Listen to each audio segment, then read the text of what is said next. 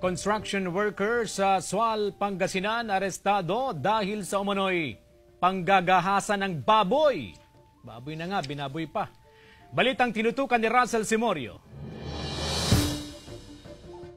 Sa mga kuhang larawan ng otoridad, makikitang namamaga ang puwet ng baboy matapos umanong halayin sa barangay Bulawen, Sual, Pangasinan. Kwento ng may-ari ng baboy, may lumantad na witness at sinabing ginahasan ng kanilang kapitbahay ang kanyang alagang baboy.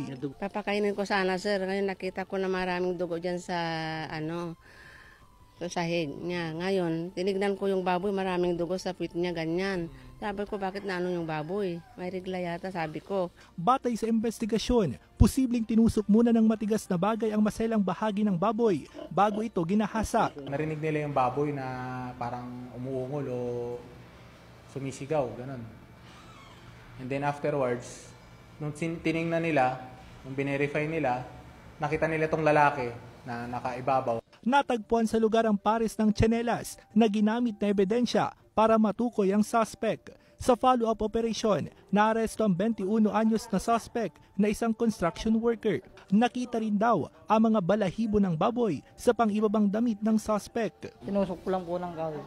Yung baboy siya. Bakit mo ginawa yun? Sir, nakainom lang sir, dala lang yung alak. Kakasuhan ng suspect ng paglabag sa Animal Welfare Act at grave scandal. Ayon sa otoridad, isang uri ng mental health condition ng bestiality o pakikipagtalik ng tao sa hayop. Bukod dyan, maaari rin daw itong magdulot ng ilang sakit. Yung mga ganito mong practices ay hindi po normal sa mga tao na wala pong mental illness. So definitely iniisip po kaagad natin yan. Meron po silang sakit sa pag-iisip. Kasama si Wilson C. Ako si Russell Simorio, naghahatid ng Balitang Amyanan.